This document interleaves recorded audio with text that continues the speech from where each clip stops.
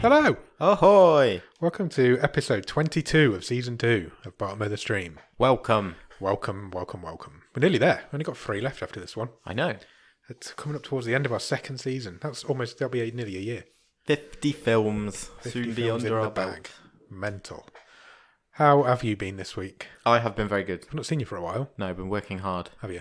We did an early record last week and we've done a late. Yeah, we're really in the late week this week. This is the latest record we've done. this week, so it's been a while since we've chatted. Yeah, it is.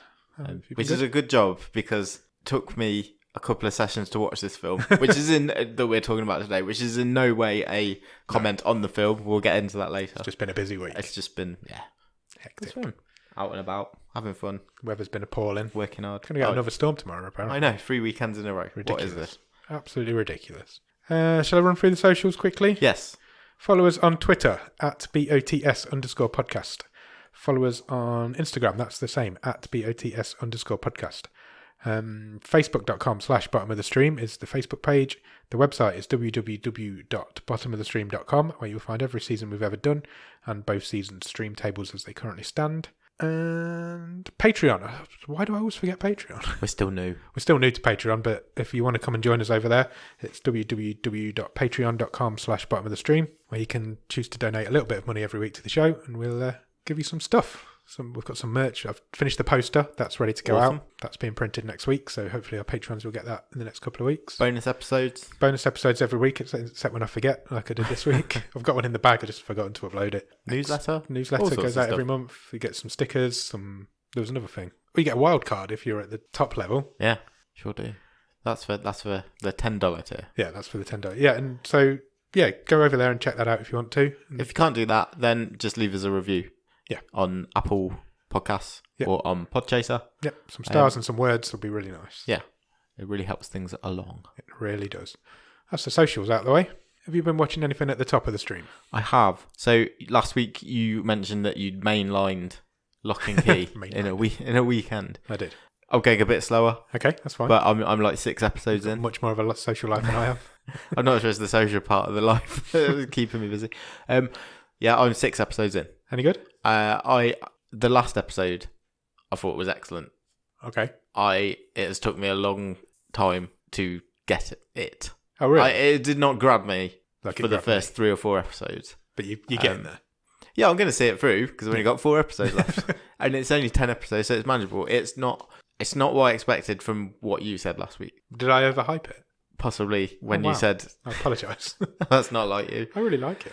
I'm not saying it's bad. It's just where you said it was like the show Stranger Things was. Yeah, I just wanted to be a bit controversial. I didn't really mean that. It's more... it's not as adult as Stranger Things. No, it's not.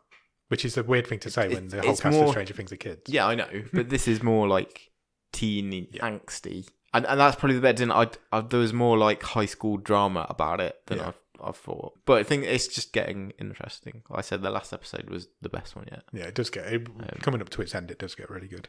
It's been renewed for season 2 as well. Yeah. So that's good. So yeah. No, I'm intrigued to see how it ends up. How it all goes. We'll finish that in the next Yeah, few go out days. and check out Locke and Key. It's really good. And Joe Hill's amazing. Anything else? I think that was pretty much it. Yeah, you've had a busy week, as we've already said. What have I watched? I watched Call Me By Your Name. Okay. Which was nominated for an Oscar in 2018, but I'd never seen it. So I thought, well, I need to see that. Because the whole world's become obsessed with Timothée Chalamet. Yeah. Everybody's everywhere, including me. Everybody's just obsessed with him. So I thought, we'll check that out. And it's brilliant. And it well deserves its Oscar nomination. It's set in Italy. I was going to say France then, but it's set in Italy. And Timothy plays like a Italian teenager who's struggling with growing up in life. And this American guy comes and stays with them, and they fall in love. Oh, I see. And it's really nice. Oh, that does sound good. It's really cute and sweet. No, you going for the rom? Well, I'm not saying com. I don't know if it's just com. a rom. It's just the rom. Okay, fine. It hits you in all the feels. They both play it really well. For a couple of straight white guys to play those sort of roles, it's really good. That's acting. That's acting for you. And Timothée Chalamet is amazing. Have you seen Beautiful Boy? No, I don't think I've seen anything. That's one of the best performances I've ever seen. What else? I started season 2 of The Crown. Oh yeah. I think I've done 3 episodes of that. Actually a show that I have seen and you are catching me on. I'm catching you on that, yeah. I'm not as grabbed in it as I was for the first season so far, but I think it's because I'm missing John Lithgow. He is really good. He was so good in the first season. He stole that first season for me. And yeah, he's not in this one. I'm glad. I'm surprised, but glad you've got that far, because I wasn't sure if you'd find it interesting. I spend most of my time watching it with Wikipedia open at the same time. Because everyone pops up in it. Yeah, and you just try to think who's who. Yeah, it's really interesting to learn some history at the same time. Because it's pretty accurate. If you like Wikipedia stuff that's going on in the event that they're covering that episode. It's pretty accurate of what they're talking about is what happened. Yeah. But I think that's it. Nice. I've been watching Inside Number 9 on the BBC. Oh, me too. I mentioned that because it does go to Netflix when the season finishes, I think. Yeah. So the first, certainly in Netflix UK, it's on. Few seasons are on Netflix UK. I think once the season finishes, it goes to Netflix. But how would you describe that show for people outside the UK who may not be familiar? You can only describe it as I'm just going to say a British Black Mirror. It's more of it's not as intense as Black Mirror, but this is a very similar vein of show, isn't it? So they are basically like, so they're single stories every week. You don't have to watch them in any sort of order. You've basically got a mini play almost, half an hour long thing. And there's usually a weird twist or sting in the tail every week. The first one of this season was really good. Yeah. And the second one was good, but you have to have watched Psychoville. I've never watched that. You don't have to have watched it, but it won't make it. I'd be interested to see your take on it. Yeah, I will watch it. Yeah, I've watched the first one. I need to do the second. It's interesting because it very much is a sequel. The second one's very much a sequel to Psychoville. Yeah. And if you've not seen it, I don't know how much sense it would make. Okay. Psychoville was a TV show from the same people probably 10 years ago, maybe more. So it's two of the three guys who did The League of Gentlemen. Which is also on Netflix and is well worth checking out if you haven't. And then the third one this week was piss poor, I thought. Oh, okay, fine. So variable quality. It's unusual for Inside Number 9. They're usually really good. When it's good, it's a great show. Excellent, absolutely. Yeah, when they nail it, it's same as Black Mirror. When that's good, it's really good, but it can be poor. Yeah, and most shows can. That's it. I think that's all I've watched. Cool. Any Netflix news? It's been a bit of a quiet week again. I have an interesting bit of news, but it's not Netflix. Okay. But it is about someone who has been in one of our most infamous reviews. You do that first, because I was going to look up something while we were talking before the show, and I forgot. So okay, that's fine. You do that while I look up when I was... I wanted to mention Nicolas Cage, everyone's favourite. Okay, yeah, go for it. Because he has agreed to star in a film where he will play Nicolas Cage. And the film is about Nicolas Cage. I have heard of this. And I think we might have mentioned it quite a while ago. Yeah. But this movie has now got a title and a plot synopsis. Go for it. I'm excited. It is called The Unbearable Weight of Massive Talent. Of course it is. I'm in straight away. Who has this massive talent? Because Nicolas Cage does not. That is controversial. Oh, come on. You've seen Between Worlds. Go and check out our episode on Between Worlds. Yeah, I've also seen season. Face Off and hey, Nicolas Cage has won an Oscar. True. So do you want to hear the plot synopsis for The Unbearable Weight of Massive Talent? Absolutely. So it imagines a heavily in debt Cage. I don't think you have to imagine much to get to that. I think that's fairly accurate. I think that's fairly, yeah. Who is super keen to land a role in an upcoming Quentin Tarantino project. Right. While simultaneously trying to parent his wary teenage daughter. Cage will... a bit like the Rick Moranis one we were talking about last week. It's life imitating art, imitating life. Cage will regularly converse with a younger incarnation of himself who is in the midst of his 90s success. Are they going to de-age Nicolas Cage like they did quite with the guys in The Irishman? Yeah. Is Tarantino directing it? No. The story also pits him against a drug kingpin. Of course it does. That'd be great. Yeah, it sounds awesome. It is directed by a guy because Tom Gormican. And the only reason I mention that is because I've seen the only other film he's directed. Oh, right. What was that? Which was That Awkward Moment, which is a rom-com with Zac Efron in. Oh, right. I have not seen that, believe it or not. Yeah, and that'll be out next March. Excellent. Almost a year to wait. About a year. We'll be interesting to see what the Cage Kiss guys make of that when it comes around to their show. I think like the universe may sort of enfold and explode, just explode implode upon itself. End of the world is next March. So when they have to do Cage's Kiss have to do a Nicolas Cage podcast about a film about Nicolas Cage playing Nicolas Cage, talking to younger Nicolas Cage. Their heads are going to explode. Yeah, I'm confused already. If you don't know what Cage Kiss is, it's another podcast that we're friendly with. We guested on it once. We did. And they talk about Nicolas Cage films and nothing but Nicolas Cage films. Yeah. Because they hate themselves and they hate their lives. I don't know what's wrong with them. And they're not going to run out of material anytime soon. Their show's awesome and they're awesome people, so go and check them out. I want to mention Grief Burrito again as well, because I was talking to those guys the other day, and they mentioned me on pretty much every episode of their show they do. Good. So I'm going to mention them now. Harrison and Jordan are amazing. Go and check out Grief Burrito. I've got a little bit of Netflix news. Sure. Came out today. Remember we mentioned that Ryan Murphy was making a film for Netflix? Yes. Ryan Murphy's the guy who did Glee, American Horror Story, loads of stuff. The American Crime Story ones, the O.J. Simpson ones. So he's making a film called... It's not a film. It's not making a film. It's making a TV series called Hollywood. Right. Which is about... What's that about? Hollywood. It's about Hollywood. It was about post-war Hollywood. So it's going to be set in like late 40s, early 50s. Oh, what? A cool era. Yeah, everybody loves golden that era. The golden era of Hollywood. Everybody loves it, don't they? It starts on May the 1st. So Okay. it's pretty soon. So that's the only thing I noticed today that's coming. I don't know much about it other than that. It's got quite a cool poster if you want to go and check that out. What is it? Is it comedy, drama? I think it's a drama. But yeah, it's going to be a TV show and starts on May the 1st.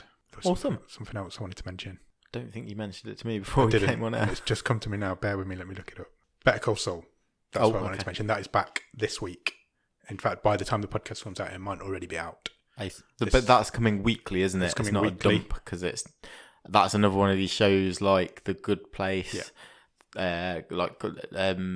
Quite a few stuff. So in the UK, shows like that, which Netflix have got the primary rights to, that are network shows in the States, we will get them weekly on Netflix, rather than because one, they're like, not on any of our series. they're not on any of our broadcast channels. And that is going to be the penultimate series of Better Call Saul. Yeah. So this is season 5. Season 6 will be the final one. Yes. It's really good. It's the best show I've ever seen that isn't about anything. I know what you mean. It's nothing happens in it. Gripping. Yet slow. I have a really weird relationship because I don't look forward to watching it, but then I do watch it and love watching it. I really enjoy it. Yeah. It's really weird.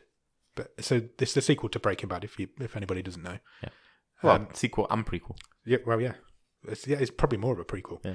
Vince Gilligan said in an interview last week that I read that it's going to have a better ending than Breaking Bad. Oh, cool. Which I don't know if that's possible. Wow, that is... Breaking Bad's got the best ending of any TV show ever. And I don't know if that's even possible to beat. Well, big words from him.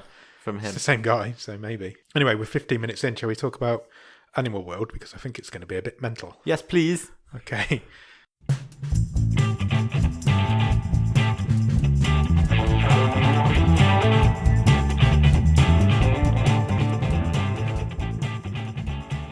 So, this week we watched Animal World. This is our first foray into a Chinese film. This is a Chinese film. It is a Chinese film. China is obviously very in the news at the moment. Everybody's dying over there. Nice. That's got nothing to do with this film. It's just a coincidence that we're watching a Chinese film at this point in time. Yeah, Animal World is a 2018 film. It was rated at 15. It's on for 2 hours and 12 minutes and currently rated at 6.5 out of 10 on IMDb. Is this the longest film we have watched? This season or in total? Both. Don't know. I would say yes. I think it is for this season. Yeah. It might be for the whole thing. Okay. I'd have to look that up. It is on for a long time. It's just a normal time. It's just most of the stuff we tend to get is an hour and a half. Everything we get is an hour and a half long. Yeah. And it was not planned like that. It's just intentional. Unintentional. We should mention as well at this point that this was Ross's wild card. Oh, of course it was. So Ross is our artist and also one of our Patreons. Yep. He does all our logos for us. Any artwork you see that we tweet out upon Instagram, he's probably done it. In fact, he definitely has done it because we're not very arty. Yeah, I can't draw. He picked this and he wanted us to watch it, so we did watch it. Yeah. And thank you, Ross. I was actually texting him whilst I was watching it, and it was making it even more difficult because obviously it's subtitled. Sure it was. Obviously it's subtitled, so I was trying to read and write at the same time, something I can't do, and then also text him. I was like, leave me alone. This film stars, rather randomly, Michael Douglas as a guy called Anderson. Now, you will know Michael Douglas, obviously, but you'll probably know him best for things like Wall Street, Fatal Attraction, Basic Instinct, Ant-Man, probably more recently. He was making Ant-Man at the same time he was making this. Yeah. Or one of the Ant-Men. Ant-Man films. Ant-Man films. We've been through this. I think as well that he's also our most decorated actor that we've ever had. Oh, do you know what? I think that's probably a good shout. He's got 2 Oscars. Yeah. A Grammy. Do I mean Grammy? He sings. An Emmy. Oh, okay. I wrote this down. Why did I write it down? I don't think he's got like a slide guitar album. Hold on, let me start that again. Or like a spoken word album. I don't mean Grammy, I mean Emmy. You know, like when William Shatner did his poems and stuff.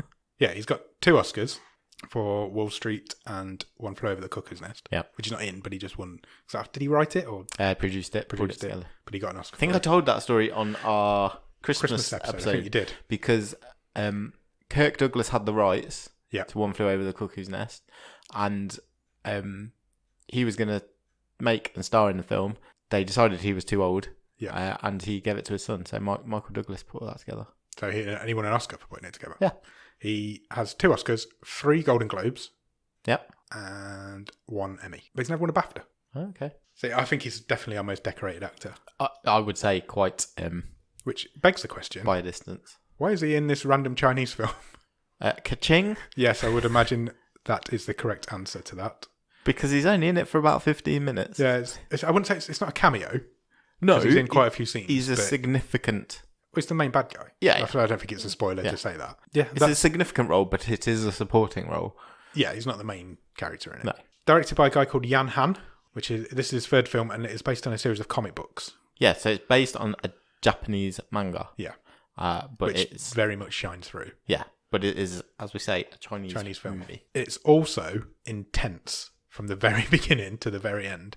It is full of maths, which I did not understand and do not even want to attempt to understand. That, so we'll get into some of that. But yeah, I was not expecting the maths. So last week, before we get into the film, let's talk about the trailer. Yeah. Because last week we watched the trailer for this film, as we always do at the end of the episode. What did you think you were getting? Basically, Deadpool, but with a clown. Yeah. And a lot of civilians and monsters. Crazy monsters. And yeah. What did you get? I got a brainy... Is it still an action film? No. It's a maths thriller. Yeah. About rock, paper and scissors. I got like a beautiful mind with a couple of dream sequences. This film is one of the most misleading trailers I've ever seen, without a doubt. It is the film that is trailed is not the film that you get. Not even close. Do you have a 1-word review? Vivid. Vivid? Yeah. Why vivid? Colours. It's quite colourful. It looks. I really like the look of it. Yeah, it's got. You've got every time there's some maths going on, you've got computer graphics flying everywhere, trying to explain it poorly to you. Yeah, there's just some of the shots in this, and we'll get into it. Colours splashing everywhere, and I like the look of this film. I thought it looked awesome. Yeah. Do you want to get into it? Let's. I'm really scared of getting into it. No, I thought last week's was crazy. It's not even a par on what this week's is. I think you'll be surprised. I don't think it's as much of a challenge as you think. Let's go. Okay, let's go for it. So the film starts with there's a guy watching a cartoon of a clown on the TV, and it's like a ninja clown. Yeah, he is. Yeah. So he's got like swords on his back. He looks a bit like Deadpool, but it's like kids' Saturday morning cartoon. Yeah, yeah. And you're getting a voiceover over the top of this guy watching the cartoon. Which is obviously subtitled. But the whole film is subtitled except for Michael Douglas, who just speaks English. Yeah, he's not learned Chinese for this film. No, he really hasn't. And this voiceover is this our main guy, who is called Zeng. Yep. And he's basically saying this cartoon. He watched this cartoon as a kid. It stayed with him, and he now believes he has a killer clown living inside him. Yeah, super clown. Super clown. So it's kind of his alter ego. Yeah. But he's not going out dressed. No. As super clown and defeating criminals and ne'er-do-wells. No. This is in his brain. It's a bit like the Hulk. So, yeah, when he gets pissed off or angry or frustrated, he kind of zones out and he is imagining what he would do. That guy spilt my coffee. Well, I'm zoning out and I'm imagining him as a monster and I'm slicing his arms off. And which he completely blames this cartoon for. Yeah. And he says he has this mysterious connection with clowns. And then he says, I am crazy. He does say, I am crazy. And then the title card hits. We meet him for the first time now, straight after the title card, don't we? And he's at his job. Yeah. Where he's dressed as a clown. He is. But he works in an amusement arcade. And grabber machines, that sort of thing. We're not talking like high tech. Yeah, and he's not he doesn't enjoy his job, I don't think. He's the entertainment. He's taking selfies with kids and he's not enjoying himself. And this chap turns up. And this is the first time we really see the creatures and the clowns. Yeah. So this man turns into a creature, but this is all happening inside Zhang's head. This is boss, isn't it? Sort of telling him, get on with it. I'm struggling. Make already. an effort. What are you doing? Why are you moping around? Yeah, and so we get this whole sort of sequence of Deadpool clown, super clown. Yeah, because it kind of cuts to a subway train. Yeah, and the subway train's full of creatures. How would you describe the creatures? So they're kind of like a bit like Men in Black, kind of like alien type. They've got bulbous eyes and a bit sort of frog-like, hammerhead sharks. So, it's this sort of thing, and he's basically slicing and dicing his way down this train carriage. Yeah. As the train's moving, and every time he's stabbing or slicing something off a monster, instead of them spurting blood, they are spurting paint. Yeah. So you've got, as I say, all these vivid blues, greens, pinks, yellows against this sort of grimy underground subway, whatever you call it, depending on what country you are. And he's, like you say, he's giving this voiceover, and it makes an impact straight away. That scene is incredible. Yeah. It's a proper badass action scene. So the camera is sort of flipping around with Zhang, and the CGI doesn't look bad. It looks no way absolutely perfect. It's top notch CGI. But that is the trailer of the film. Basically, that scene's in the trailer for the film, and we're 2 minutes into the film, and everything that's in the trailer's already happened. So this tells you how misleading that trailer is. Suddenly after that goes on for quite a while as well. It's a really good. Check it out. It's a really good scene. But then he kind of snaps back to his reality, and it's one of his friends. You're going to call him a friend. It's one of his friends. Yeah. So I first, I don't know if it was his brother, but I think later on he just said he's like, I'm your oldest friend. Yeah. Who is called Lee Jun. And he's an estate agent. Yes. Of course he is. And you can tell because he's like wearing a suit and he's got little glasses and he's carrying a briefcase. Yeah, and he's basically trying to convince Zhang to sell his apartment because his mother's in hospital. Zhang's mother is in a coma in hospital. And he needs cash. And Li Jung he's basically running a property scam. Yeah. So he has been in with some bad sorts. Yeah. But he has got the opportunity to buy this penthouse. Yeah. For 5 or 6 million. 6 million. And he then wants to sell it on for basically double that. Yeah. But he's trying to raise the capital. The 6 million. To make the purchase. Because I can't remember if he says it's like an ex-cons. It's somebody who's trying to go for a quick sell. I think it's an ex-drug dealer or somebody. Yeah. He's trying to make a quick buck. So he'd sell it for 6, but it's worth 12. Exactly. Basically what he's saying. So but he's trying to, like I say, he's trying to raise the cash. Yeah. Hence, he comes over to Zhang and says, "Look, if you sold your mother's apartment, I'd be nearly there, and obviously I'll cut you in on a deal." Days. But Zhang's absolutely not. No way. It's his mother's house. Yeah. He doesn't own it. Not even his mother still owns it, and unfortunately, she is in a coma. Yeah. So he's, but I don't think he would anyway. He didn't look like he was up for it at that point. Yeah. That's when you cut to the hospital after that, and he's sitting by his mother's bedside. We don't know that at that point that it's his mother, but we do find out pretty soon. And he's kind of flirting with the nurse. Yeah. Who we find out later is his girlfriend. Yes. We'll find out pretty quickly is his girlfriend because he asks her to borrow some money. He asks her to borrow some money, and she basically says, "No, get a job." That's basically what she says. You've got a job. Essentially. Sort yourself out. And then, but he doesn't like the fact that she's a nurse and that she gets bossed around. Yeah, one of the patients, there's like an old man who's basically saying, come and wash my butt. He asks for a coffee enema. Yeah. That's what the subtitle. I don't know if that's what he asked for. But that's what the subtitles. I don't know if there's something lost in translation or if that is. I'm pretty sure it's not an approved medical procedure. But he's basically being a dirty pervert and he wants this girl to play with his ass. And he's basically trying to convince her to quit and telling her job's demeaning. And then when this guy does this, he just levers him. He just goes for him, doesn't he? Yeah. The clown face kind of glitches into the screen, kind of, and he starts beating this guy up. Well, he's a patient who's a patient in this hospital. Now, it's quite difficult at this point because you've just been dropped in this. Yeah. And it's quite, like I say, it's quite a visceral film to start off with. Yeah. And you work out quickly that this is not a figment of his imagination because he is not the clown when he's attacking this patient in hospital. He is just Zhang in his clothes. My drink. That's fine. It's on the laptop. It's not on the laptop. It's fine. It's on the table. Needs to bail out. We're taking on water. So I can't remember what I was saying. Yeah. So he's not the clown. He is just Zhang. So he has actually beating this guy up. Beating this invalid old dude in a hospital bed. Basically, whenever he's the clown, it's in his imagination. Correct. Whenever he's not the clown, it's real. Then he has a bit more of a chat with his girlfriend, and eventually he does decide that he needs to sell his house. It's quite a sweet scene because he sort of is convinced that she is too good for him. Yeah. And she basically says, I love you. You know, you're who I want to be with. Yeah. And, you know, let's sort things out, basically. Yeah. We can try and make something together. And Zheng sort of has this realization that, okay, well, maybe I should get on this scam then. Yeah. And we'll actually have some money. So he does. He agrees to do it, and he uses his mum's hand to sign the document, or it's like a fingerprint, isn't it, to sign the document. And he sells her house from under her. Yeah, literally. She's in a coma. She's got nowhere else to go. Now she's not got a house. He kind of spots as well that he's being followed at this point. Yeah, well, there is a guy who has accompanied Li Jun with the papers, basically. And how well could you describe how this guy looks? I would say his look is very influenced from The Matrix. Yeah. He's got like face tattoos, a long leather trench coat, ponytail with an undercut. It reminded me, you know, Victor Zsasz from the DC universe. Yeah. He's in every DC film played by a different guy. He's a bit like that sort of character. Yeah, like a cross between Neo and Victor Zsasz. And he's kind of following him.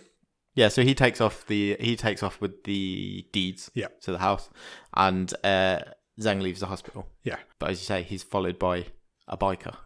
Who is this guy, basically. Yeah. And the deal quickly comes to light that it's all gone to shit. Yeah. Quite soon after He can't get in contact with Li Jun. Yeah. And eventually he gets a voicemail from him, doesn't he? Yeah. And he's basically... You can tell he's running. Yeah, he's panicked, out of breath. He says, so sorry, buddy, I'll do anything to make it up to you. If I have the chance. The chance, yeah. So Zheng's like, I'm going to go... He goes to see a lawyer? I think he goes to the estate agents where his friend worked.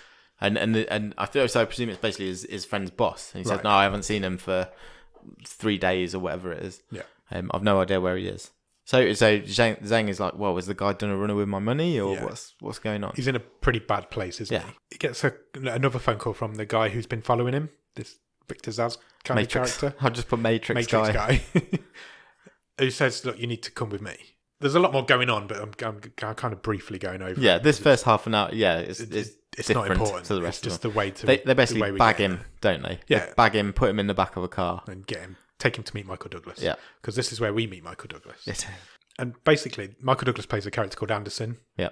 He says, your mate's screwed you over here. It's basically what he says is, your mate screwed you over here. Yeah, he's lost all your money. He owes me a lot of money. Yeah. Henceforth, you owe me a lot of money now. You're inheriting that debt, basically. He actually says, to pay me back, you'd need 4 jobs for 30 years. Yeah. And then he says, but you're just in time, because this cruise ship called Destiny is just about to leave, and if you go on this ship, you could make your money back and more. Yeah. The money you owe me, you could come out on top if you wanted to. He says all you have to do is board the ship and win a game. Yeah, that's what he tells him. They all have, as well, it's just worth mentioning, like a little earpiece in which translates. Yeah. It's very Hitchhiker's Guide to the Galaxy. It is. It's like hence explaining why Michael Douglas doesn't have to speak Chinese. But that's also explained a bit later on because of the passengers on the ship are from all over the world. Exactly. Yeah. So it kind of does make sense in the sense of the film. What was it called in the Hitchhiker's Guide? The Babblefish, wasn't it? Yeah. It is just like that. And so everybody can understand what everybody's saying. So he goes back to the hospital. Yeah. Tells his girlfriend he's going on a business trip. Even though he's a clown who works in an amusement arcade. She does not believe him. Not having it. She's quite an intelligent nurse. She doesn't buy it at all. She begs him to stay, but he doesn't. And he goes. What? Before he goes, he says to her, if I'm not back in a week, I want you to turn off my mother's life support. Yeah, he did say that, which was a bit harsh. I guess because, he can't afford to keep it going. Yeah. And he'd be dead if he doesn't come back. He doesn't want her to have to inherit that. Were they married? I don't think they were married. No. They were just in a relationship.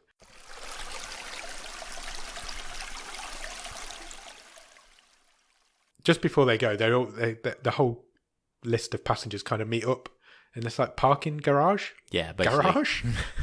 Garage. And they're basically injecting people with like a serum to put them out. Yeah, they basically say, look, we're going to give you this. It'll make you go to sleep. Yeah. And when you wake up, you'll be where you need to be. Yeah, you'll be on the ship. He's not up for this. He's not up for being injected. No. So he sees this thing coming and he kind of legs it.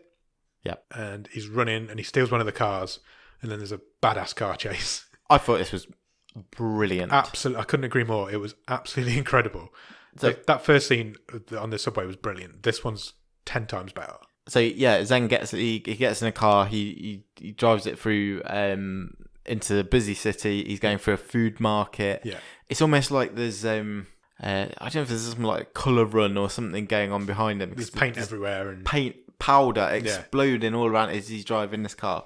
And then there is a brilliant shot where we are inside a row of shops. Yeah. And we are looking out into the street as he is going past in this car. Yeah. So you'll start off in like a barber's shop and there's a certain soundtrack going on. And then you'll go next door to the supermarket and the supermarket music starts playing. And all the people are going about their business in the shops, and you can see the car through the window, and he's being chased as, like I say, these explosions of colour going on. I thought it was great. I agree. It was badass. It looked incredible. Yeah. It was really top-notch. High quality. It was just... It really was. This is not a small budget film. I don't know what the budget was. No. It's not a small budget film. No, it really isn't. I mean, compare that to... We watched The Endless last week. Which is probably the smallest budget we've ever seen. Yeah. And this is... way above that. Something I did notice at this point, which I thought was really cool. You know, the car had my initials on the reg plate. There's only 2 letters on the reg plate, so it was an A and a G. I was like, that's amazing. I'm really happy about that. But then all of a sudden it cuts and it snaps back and it's all in his head. Yeah. He wasn't the clown. Yeah. But it was all in his head. Yeah. Which sort of breaks their own rules a little bit, but we'll let it off. And he's still at this point where he's about to be injected, so he does it for real. Yeah, he really makes a break for it. Gets to this car, and just before he gets in the car, he gets shot by the tranquilizer dart. Yeah. That's the end of it. So he instantly gets caught and tranquilized, and he wakes up on the ship with everybody else. We only ever go into 1, maybe 2 rooms of this ship. Basically, we're on a casino floor. Yeah, it's basically what it is. You wouldn't even know you're on a ship. It's a bit sort of steampunky. Yeah. But essentially, that's what we've got, is just a load of gaming tables. Yeah. And then there's like a gallery above, isn't there? Yeah. There's a tiger in a cage. Why is there a tiger in a cage? Don't know. Because you can. Why not? Yeah. But there's like chandeliers. Well, why would you have a dancing girl in a cage? And I don't know. There's a tiger. It's all chandeliers. It's all dark woods. It looks really cool. Yeah. And I've actually written here, ship's awesome. There's a tiger. That's one line of my text. So this is where Michael Douglas comes back out. And so he walks out onto the gallery, the platform above the room. And he kind of greets the room. Yeah. And he introduces himself to the room. And he gives them the rules of this game that they're going to play. Because they're basically going to play a game and try and compete against each other for money. Yeah. That's what's happening. So I've written the rules down. So can't wait for this. I can't believe I'm going to read some of these words. So everybody in the room's been given 4 cards. Yes. Well, 12 cards. Yes. 4 rocks, 4 papers, 4 scissors. Yep. They're also given 3 stars, which they keep on their arm. Yep. So like they work in McDonald's. Yeah. So if you lose a game, you lose a star. Correct. The game lasts for 4 hours. I've written house. Don't know why. The game lasts for 4 house. To win, you must have played all 12 cards. You must have no cards left. Yeah, you must have no cards left and still have at least 3 stars on your arm. Correct. That's basically it. It's simple. So if you lose your stars, you're eliminated. If you lose all your stars, you're out. If you haven't got rid of all your cards by the end, you're out. You're out. And if you've got less, if you have got rid of all your stars, or all your cards, but you've got less than 3 stars, you're also out. Yeah. So the only way you can be in is to have no cards and more than 3 or more stars on your arm. Yeah. Simple. I thought, well, that's simple. Nah. It's really not. And then you explained it a lot quicker than Michael Douglas. Yeah, Michael Douglas took about 5 minutes on it.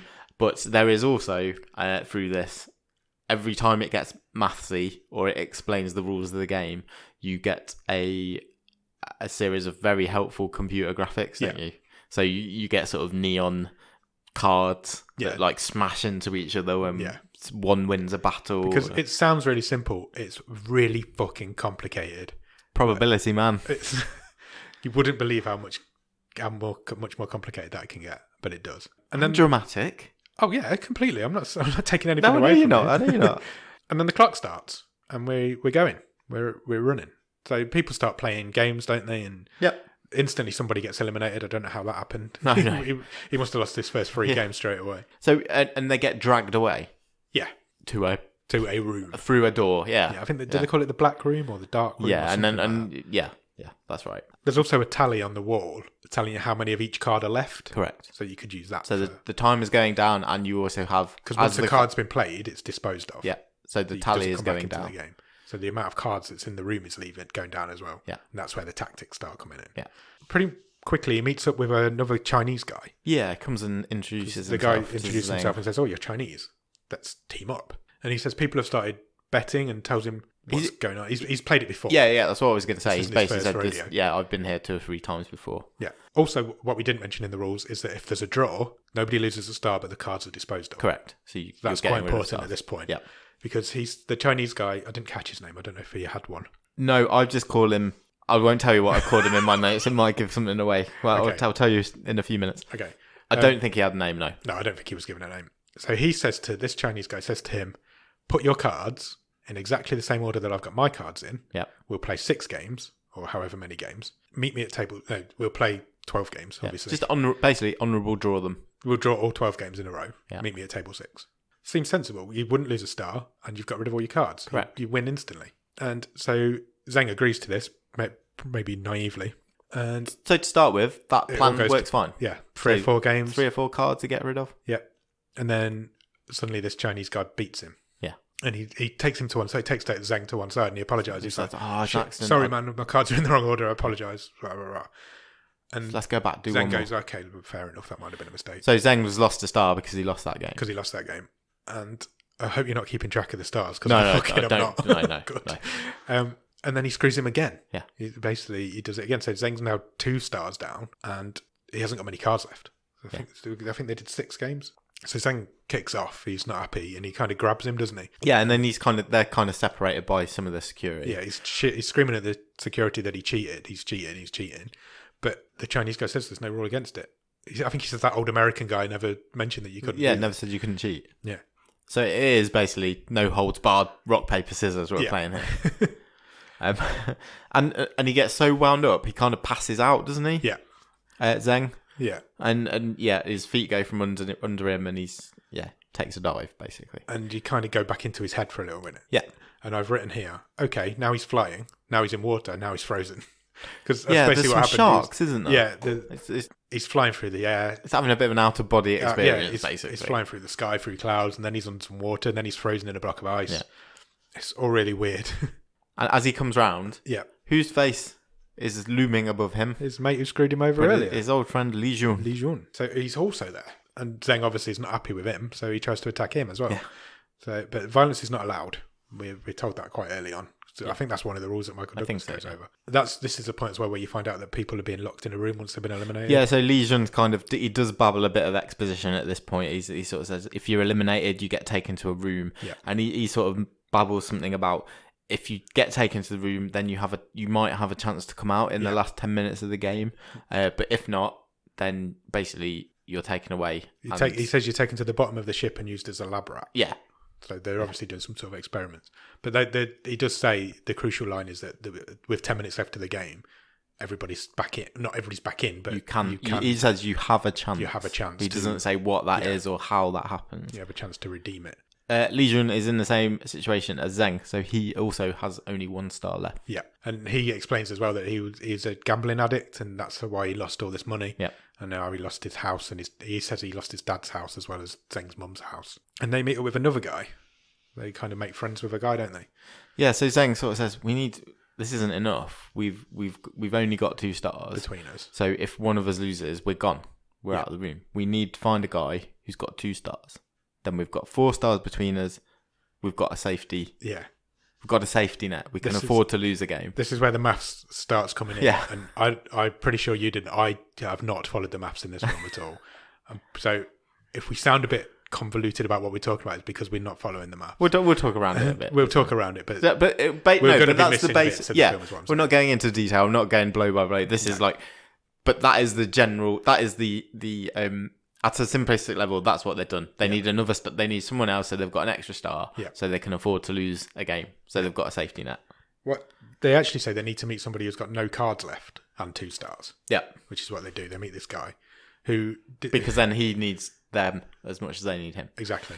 But this guy steals one of Zheng's cards, doesn't he? And then he gambles. As they're talking to him, trying to convince, come on, join us.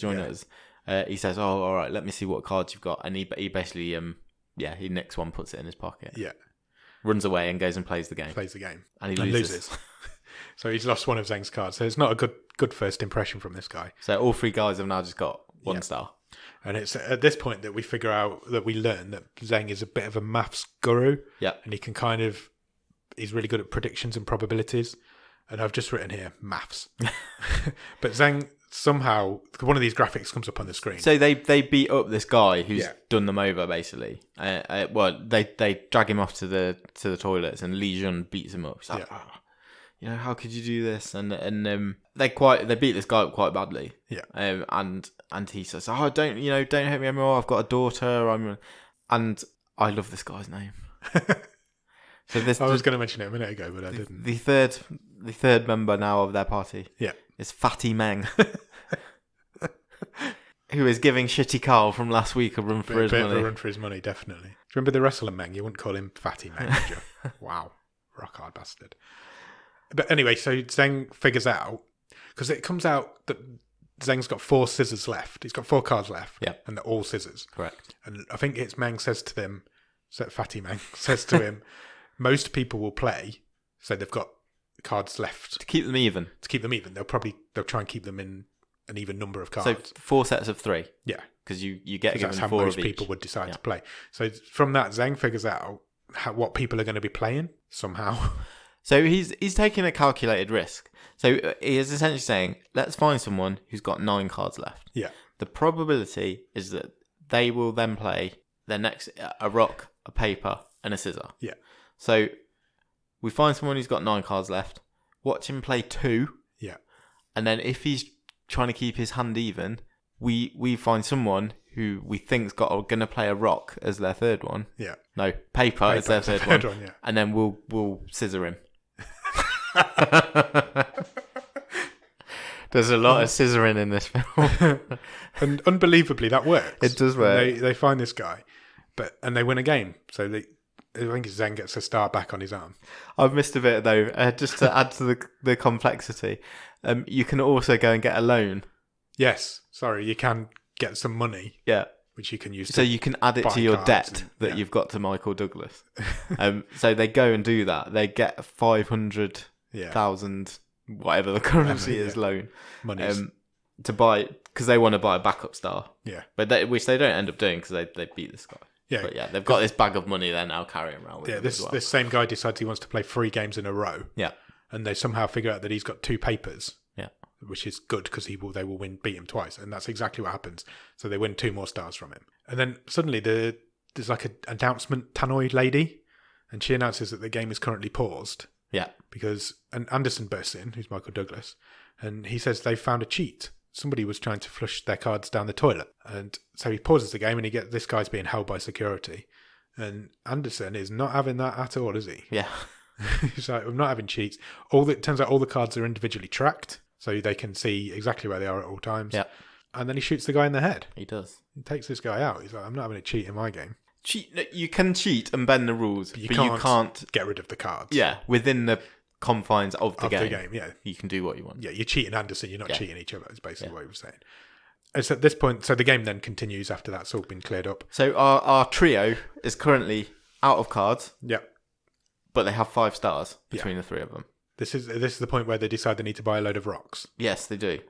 And the reason they decide to buy a load of rocks is why? Just remind me.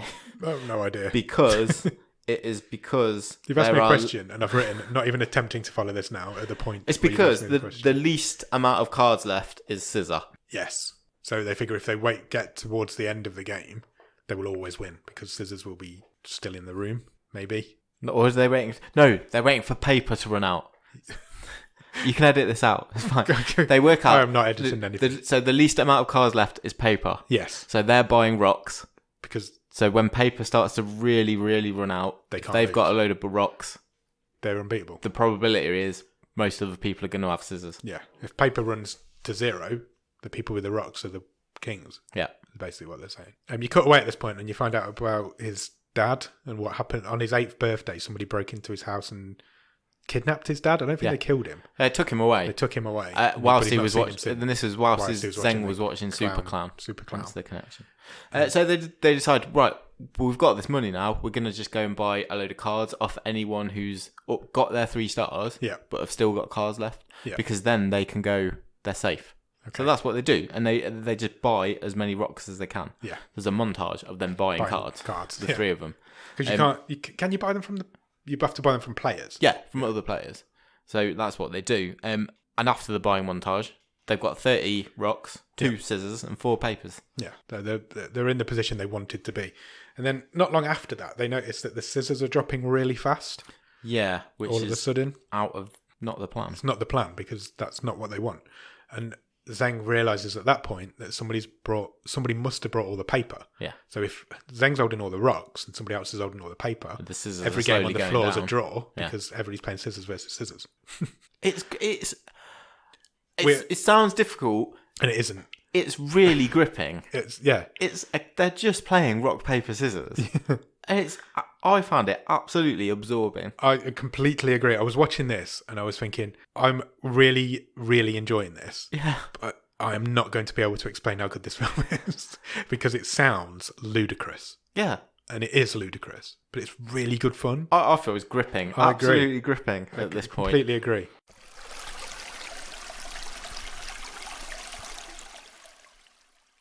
So Meng and Li Jun, they because this plan is starting to unravel. Yeah, they're stuck with all these rocks. They sort of panic. They both run off. Yeah, they're like, oh, we've got to play some games. You know. Yeah, we've got all these cards. We're in the shit. So they go and lose a couple of stars. Yeah, basically, and they soon work out that there is another crew. Yeah, who, as you say, was working to buy up all the paper. And they find this guy. Yeah, and they have a bit of a chat with him, and Zeng offers to play against him. Does he offer one card or one game? One game for 3 stars. 3 stars and all the money. Yeah. So that's high stakes because this guy's got all the papers. Yeah.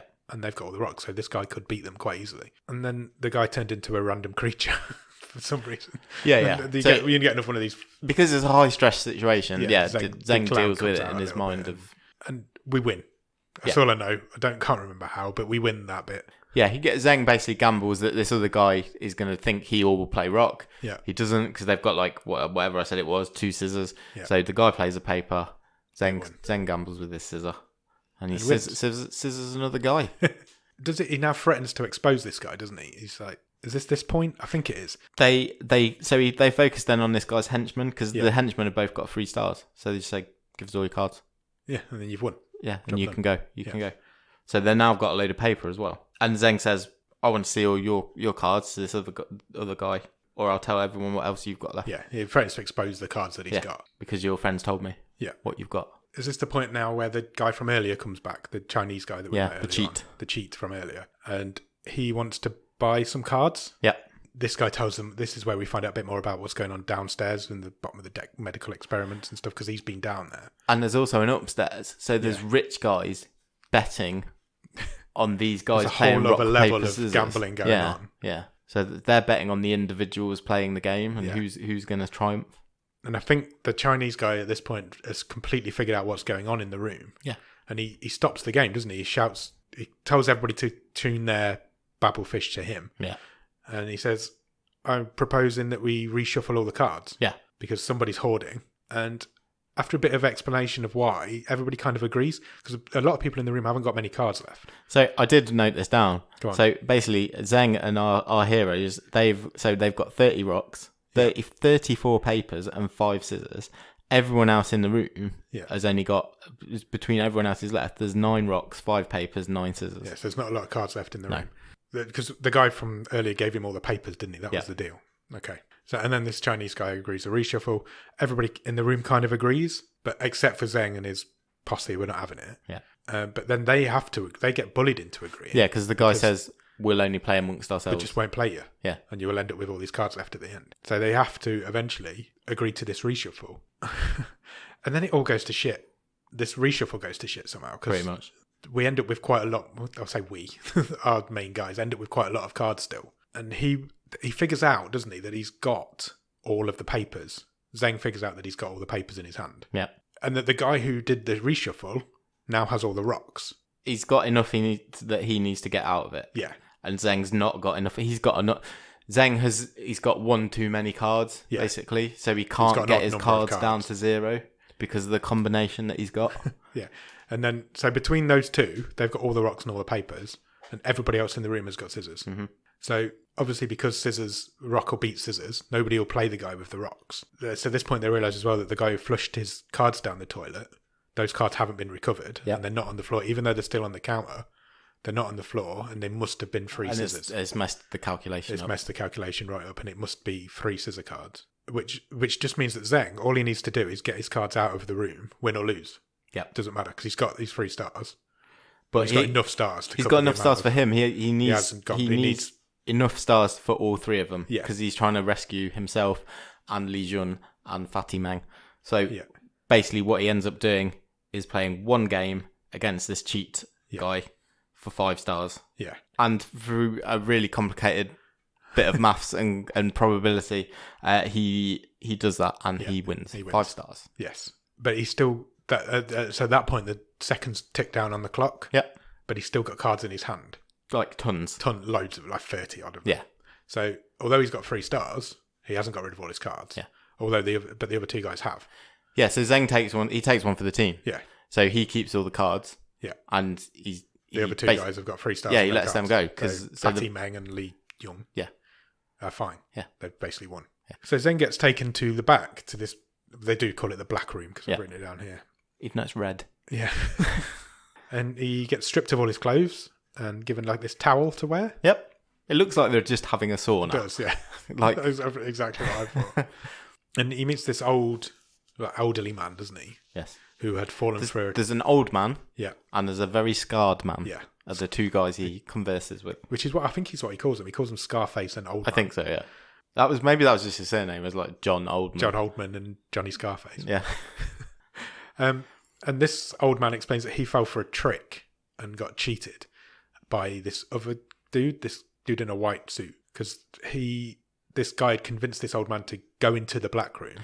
Yeah. And you could see the white guy, the white suited man, was playing a game, and from the black room you could see what his opponent was going to play. Yeah, so he picked a certain gaming table, which backed on to this room where they're all being held. It's got a mirror, 2-way mirror, and he was the old guy was knocking on the door to signal to his accomplice what cards he should play. Unfortunately, the guy in the white suit then never brought the old man back out of the room as per their agreement. Yeah. So Scarface, the old man, and Zeng are all in this dark room. Yeah. And it's announced back out in the hall that the remaining players now have 10 minutes to trade, buy, or sell stars. Yeah. So none of them have got any cards. No. But some of them might have not the right amount of stars. Too many stars. Or too many stars or not enough stars. And cash. Li Jun he goes up, because they've got enough stars now to buy Zeng out. Yeah. So he goes up to the guy at the till. I don't think it was a till, but security guy, and says, I want to buy out Zeng. Yeah. And Fatih Meng grabs the stars off him. Swipes them. And he says, within the next 10 minutes, those 3 stars could be worth up to 10 million monies. So we shouldn't do this yet, or we shouldn't do this at all. No, Fatih Meng's like, screw you, I never had a daughter. I was playing you all along. He was lying all along. Zeng starts calling Li Jun the big shrimp at this point. Yeah, I don't know why that came out of nowhere. Like the subtitles, he was suddenly called big shrimp. I don't know where it came from. No, really it didn't happen all the way through the film, but it just started happening here. So I've written Big Shrimp agrees. Yeah. And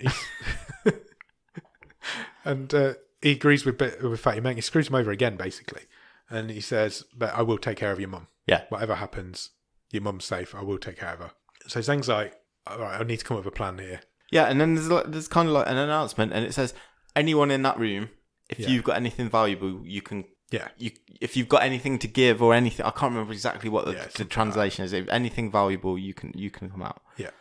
And Scarface has got like a bandage on his back. Yeah, he's got like this oozing wound. And Zeng starts a fight with him, doesn't he? Yeah, they have a bit of a scuffle. And again, he's held down by a load of guards. Yeah. And then just after the fight's finished, Scarface has got some friends and they come and buy him out. And when he gets out, he realises his bandage has gone off his back. Yeah. This is so mental. Zeng has got the bandage. Yeah. And there's some sort of diamonds inside it. I don't know how he's worked it out. That this guy was basically stashing diamonds under this bandage. And these guys who brought him out would obviously wanted these diamonds. And as soon as he got out, they kind of turned around and looked at his back and it wasn't there.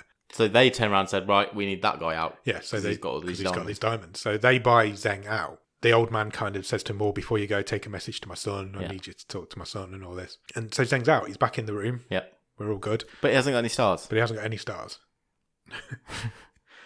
So he gets out. He slow motion walks out, all cool. He chucks these jewels to one side. Yeah. And he gets out, he busts out of this room, and he goes straight to Fatty Meng and beats the living fuck out of him. He really does. He proper beats him down. And he takes the stars back. Yeah, it takes 3 stars from him. Does the clown pop out at this point? I think there's a bit of I think the clown and the creatures. I think it might glitch in and out. Yeah. This is the point where my pen ran out. Right. Okay. Now we use smart notepads, and I haven't got another one, so I've had to start making notes on my phone. So bear with me a second. That's fine. So he's got these stars back, and he turns around to the guards. Yeah. And he says, "Right, bust that old man out. Here's 3 stars." Yeah. Because the old man was resigned to his fate, wasn't he? And we come in towards the end of the film. And this is pretty much the end of it. So they get off the ship at this point. Yeah. And Michael Douglas is kind of watching all this happening from the gallery. Yeah. And he just says, "Interesting." Yeah. So Zeng is released because he was redeemed from this room. Yeah. So he is eligible to leave. Anyone who's still got 3 stars is eligible to leave. I just found the bit where I wrote down Michael Douglas's Oscars. Well, you wrote down what? Sorry. Michael Douglas's Oscars and Golden Globes. It was in this bit for some reason. And yeah, they leave the boat. Yep. And he goes back to see his girlfriend. The next time we see him, he's in the hospital, and he kind of comes up and surprises her. She's washing her hair in the sink. Yep. And he pours some red dye in the sink. Yeah. And what a shit. Yeah, what a knobhead. And she freaks out. She thinks her head's bleeding or whatever. And they have a bit of a hug. Romance isn't dead. Yeah. And that's it, the end of the film. But there is a bit of a post-credit scene. His mum's still in a coma. Yeah, that doesn't get resolved. He's not got her house back. No. And he's not come out with any money, has he? No. So financially, they're not in a better position. He's just not dead. And I presume he's not got his debt anymore because he's won the game. Yeah, he's not got his debt, but he hasn't. But he's still not got a house. Did he not have a bag of money at the end? I don't think so. I don't think he stashed any of the jewels or anything. No. Or did he have the money that... I think he might have had He might have walked out with the money that they took as a loan. I think he did. Yeah, because I think they cleared that. Didn't he take that off Lee Jun? Yeah, I think you might be right. I think he did take that, you're right. And then you get a bit of a post-credit scene. So we're still in the hospital. Yeah, the Matrix dude turns up. Yeah. It's one of those ways. He's sitting with his mum and he sees a shape go past the door. He's like, oh, I recognise that guy. Yeah. And you get a bit of a flashback of when his dad was taken. Yeah. Back when he was 8. And suddenly, this time we see it, he's remembered that Michael Douglas was there all along. Michael Douglas turns to the camera and he says, "Interesting," again. Yeah. Just like your father. Yeah. And then Zeng turns into the clown. Yeah. And the film ends. Can anyone say sequel? Because it comes up, these people can, because it comes up on the screen, "To be continued." Yeah. Do you think we'll get a sequel? I want to see the sequel. I really want to see a sequel. And that's it. Now, that was the hardest one we've ever gone through because we've missed a lot of detail out in that. Yeah. Because you're going to have to watch it. I don't care who you are. You're going to have to watch Serious. it. And you will not be disappointed if you do, because it's really good. It sounds mental. It is mental. But I really enjoyed it. I had a lot of fun watching this. Probably more fun than I've ever had in any of the other films we've watched. It's right up there in terms of, just balls to the wall fun. Really good looking. It's really good fun. Its subject matter is insane. Yeah. Because it is just about an underground rock, paper, scissors tournament. But it's really, really good. My only criticism would be, I would just say, I don't even know if it's a criticism, just you might waver a bit in the first half an hour or so. Yeah, you got to stick with it after in between the sort of awesome fights on the subway and the amazing car chase scene, there's half an hour. That first half an hour is like, I could see people not getting through it until they get to the ship. Yeah, when you get to the ship, it never stops. It sounds like it should be shit. Yeah, it really does. It's really difficult to explain to people. I was at work yesterday and I was like, I watched a film last night about a Chinese film about an underground rock, paper, scissors tournament. And everybody's just like, bonkers. What the fuck are you talking about? And Michael Douglas is in it. Yeah. What? It's like, you can't make it sound good just by telling somebody. And you can't show them the trailer because it is completely nonsensical and doesn't make any relation to the film. But you can't, do you need to tell anyone any more than, there's this Chinese film about an underground rock, paper, scissors game with Michael Douglas in. And that's probably enough for a lot of people. It's on for over 2 hours. Yeah. Sign me up. Seriously, go and watch it. It's so much fun. And it shouldn't be. And it has no right to be. But it really is. I would say Ross Cook, all is forgiven for the clapper. Agreed. I had a great time watching this. Funnily enough, that's one of the messages he sent me. Ever been forgiven for the clapper? It absolutely flew by. Yeah, completely. Hook, line and sinker, I was in with this. I would even go as far as to say that I will probably at some point watch it again, just to try and get my head around the maths a bit more, because I really want to understand what was going on. But so I've been away this week, so I watched this whilst I was away, and I could definitely. I'm not saying tomorrow or imminently, but I could definitely say, one evening. I said, come on, wife, let's watch this. Come on, wife. This. Sit here, wife. You'll enjoy this. Do you think she would? Yeah, I think she would. Yeah. If fun is the right word, it was really fun. This is the most hidden of hidden gems. This is a Chinese film. Obscure. It's so obscure. It's the title makes no relation to the film. How does... Why is it called Animal World? Yeah. They do say the words Animal World at some point during the film. The trailer's ridiculous. The poster's ridiculous. None of the marketing material mentions rock, paper, scissors, which is what the whole film's about. Yeah. Michael Douglas got paid extortionate amount of money, I would imagine. 15 to 20 minutes just to choose some scenery. But yeah, well, that's a good point though, because he doesn't phone it in. No, not at all. He goes for it. He's it's a bit hammy, but that fits with the film. Yeah. He's not phoning. He's not Nicolas Cage in this. To take us back to full circle to the start of this episode. No, not at all. It looks like he's having fun. Yeah, it looks like he really enjoyed earning all these millions from it. Yeah, I'm sure. Probably just sat in front of a green screen and probably in his own house. Who knows? And there's a tiger in it. So why not? Why not? And some alien creatures and a clown that's got swords. Yeah. It's so much fucking fun. Really? Honestly. Yeah. Well done, Ross. You've excelled yourself. I really enjoyed it. I'm glad you really enjoyed it as well. Yeah. Because it's just one of those films that me and you would just watch. We would have watched this. If we didn't know what this was about. I don't know how I ever would have found it. No, nor me. Which is what we're here for. Yeah, no, truly. This is exactly what we're here for. Yeah. These are the sort of films that me and you would have watched before the podcast. Yeah. And this is exactly what we wanted to find from doing the podcast. Yeah. This is a success. I would say 100% go and give this a go. I think you'll have a really fun time. Yeah, you'll have watching a time. It's beautiful. It sounds crazy just to say it. I've said it a couple of times. Never have I been so gripped by a game of rock, paper, scissors. No, nor me. And I didn't think I would be. I'm quite surprised that I have been, but I have. Yeah, go out and watch it. It's brilliant. Yeah. Now, last week you made a claim that we weren't going to do a trivia question. Yeah. So I didn't write a trivia question. No, me neither. Because you wanted to do a rock, paper, scissors tournament. Yeah, totally. We're going to do best of 3? I think best of 3, yeah. Let's give it a bit of tension. Winner gets a star. Winner gets a point, yeah.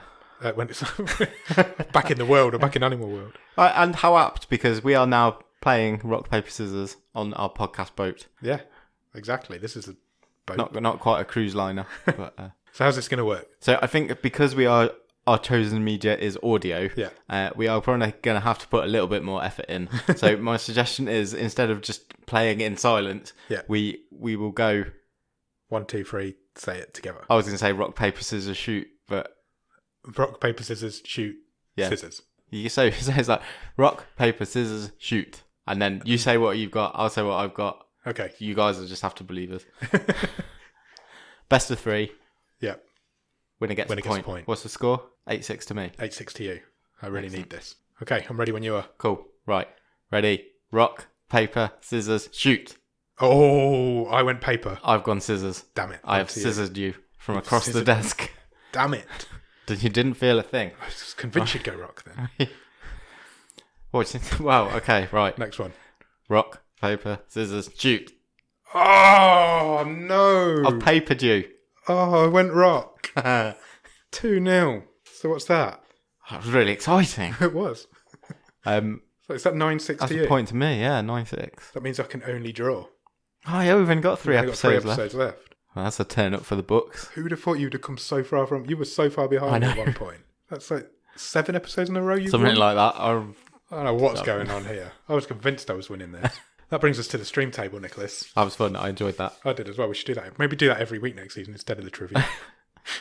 We'll make some stars and some little cards, and whoever's got the most stars at the end of the season wins. That's a very niche reference to keep going for. Remember this film we did 25 weeks ago? Should we talk about the stream table? Yeah, let's do it.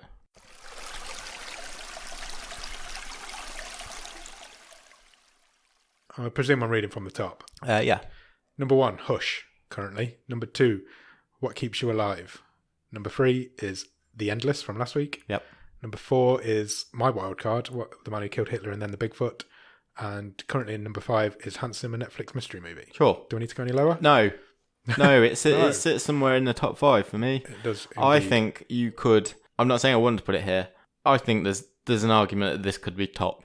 I agree. In terms of... I agree, you could make that argument. And I'm not saying it's a better film than Hush, and it's probably not a better film than What Keeps You Alive. This is the most fun I have had watching a film this season. Agreed. It might be the most fun I've had ever since we've done of any of the films we've watched in the show. Yeah. Just as a pure escapist. It's I was just breezed by, like I said. I actually thought at one point during the film I'd be enjoying this so much more if I wasn't having to write and read at the same time. Totally. It's really difficult to read subtitles and write notes. And I think that is why my notes were mental. Yeah, and I think that's probably one reason why I would probably pick it up again. At some point. I think I could really enjoy this. Yeah, really enjoy it. Yeah. So I'm not sure, to be honest, because I can see it going. It's definitely anywhere in that top 3 or 4. I agree. I think it's top 3, definitely. And I can see an argument for it being number 1. Yeah. Hush has been there for a long time. It's episode 6 of this season. Let's talk about What Keeps You Alive first. Sure. Let's start there, because we're agreed it's somewhere between these two films, or somewhere around these two. Yeah, all right, top 3. Yeah, fine. Is this a better film than What Keeps You Alive? What this has got going for it is that it is just so out there. Yeah. And that wins a lot of points with me. There will be a lot of people out there who wouldn't get it and who wouldn't enjoy it. I agree. It's more but I think if it's your thing, it's brilliant. I think you're gonna love it, and that's all we can judge it on because it is our thing. Yeah. And same as any of these films. There'll be people out there that enjoy Buster's Malhart. That's right down the bottom. There will be. There will be at least one person out there that likes it. Okay. I guarantee it. Is this a better film than What Keeps You Alive? Yes, I think it is. I think it is on the whole. What Keeps You Alive was gripping. It has that thing happens in it. Yeah. That is one of the best moments we've had again in our first couple of series. Yeah. It's quite a brutal film. It is it is so different to this. It's just two women beating each other up for an hour and a half. But it's a really well made film. Yeah. But it's not without its issues. It's not. That we said, that is a movie that probably could have ended 10 minutes before it did. Agreed. This isn't without some of those issues at the start. I think it's above that. I agree. I think it's better than What Keeps You Alive. I really do. So shall we talk about Hush? Yeah. I didn't think this would be happening last week. No, me neither. Hush is one of the best serial killer slasher films I've seen. Yeah. There's no doubt about it. It is really, really well made. It's got a nice gimmick. Very tense. It's very tense. Creative. All the way Again, through. It's creative. It's just doing something a bit different with arguably quite a tired genre. Yeah. And it does kind of rejuvenate that genre slightly. It gives it a different angle, and because there's only one. Normally, it's in a slasher film. There's a group of teenagers being attacked by a guy in a mask.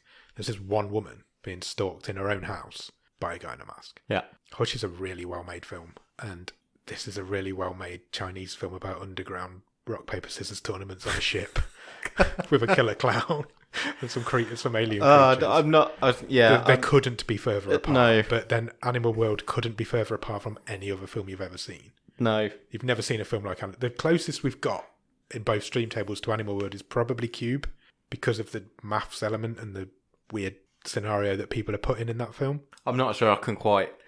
But it's this close. Yeah. You're not getting anything it's closer. Really close. I'm not sure I can. I'm not sure it quite. I agree. I agree. I don't think it's as. I think Hush is such a really good film for in its genre. Yeah. I'd sit and watch Hush again. I'd have no issue with that. And there's probably more people out there that if they said to me, "Oh, should I watch Hush or should I watch Animal World?" I'd probably go with Hush more often. Well, it's more mainstream. Yeah. Without a doubt. I don't think it's better than Hush. I don't think. Let's do it. Number 2. That is a high. That's high. I did not expect it to get that high when it came out last week. Think of all those weeks. 4, 5, 6 weeks ago, we were just feeling like we were trolling We've through had a good some run recently. Absolute garbage, and then the last couple of weeks, 2 weeks, a couple of total gems. 2 out of the top 4. Yeah. Number 2. Yep. Happy? Sure. Ross will be ecstatic, I would imagine. That's the highest wild card of the season. Yeah. Beat me, you, and Jordan. Quite handily. You can fuck right off with yours. I don't know what you mean. What was Jordan's? It was a solid mid-table entry, wasn't he? Oh yeah, The Night Eats the World. Night Eats the World. Yeah. Okay, so you three are all in the good, the good half of the table. You languish right down where you deserve to be. Yeah. Hush, number 1. Animal World, number 2. Yeah. Wow. Awesome. It's so late on to find a number 2. When we found Revenge was late on in the last series. Yeah, it was. It might even been the same episode number. Do you want to pick next week's film? Because sure. we're running really long again. Yep. All right, I'm going to press the button. Are you ready? Yep. Yeah, let's pick a film called The Super. Ooh. Any ideas? No. Okay, let me just find it on IMDb. The Super is a 2017 film horror mystery thriller starring Val Kilmer. Oh. Hello. Hello, Val. There's a blast from the past. Do you want us to know the synopsis? Sure. A man becomes a superintendent of a large New York City apartment building where people mysteriously go missing. Yeah? That's a thing that's happening. Do you want to watch the trailer? Yeah, let's do it. The building was originally the headquarters of Pete Morse Savings and Loan until it went under in the Depression. Place is a maze. That's one of the oldest working furnaces in all New York City right Is this your first gig as a super? Yeah, I used to be a cop, actually. there. Be good to have someone on staff with your experience. Why? Having problems? Hello?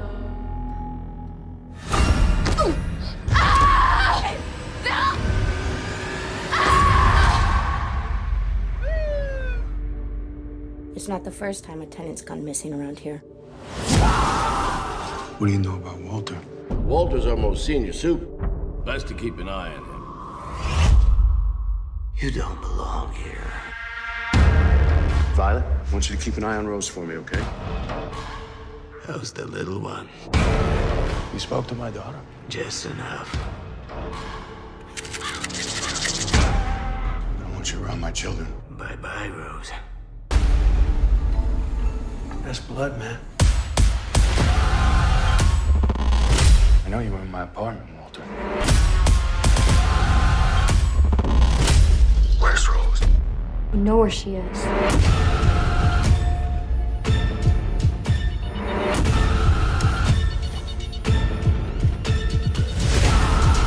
Sorry.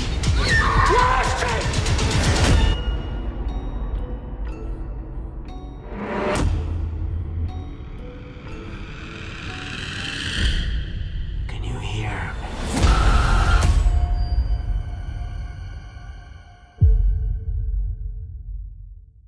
Was it always little girls in those sort of films? I know. It's never scary. Never little boys that get scared, is it? I'm so up for talking about a Val Kilmer film Especially where he looks like he's playing the bad guy. in 2020. Yeah. This looks like it could be fun. Could go either way, I think, that one. Well, let's see. I'm not judging before we get there. No, nor me. So, yeah, go out and watch The Super, and we'll be back next week, and we will talk about it. Cheers. Thanks. Bye.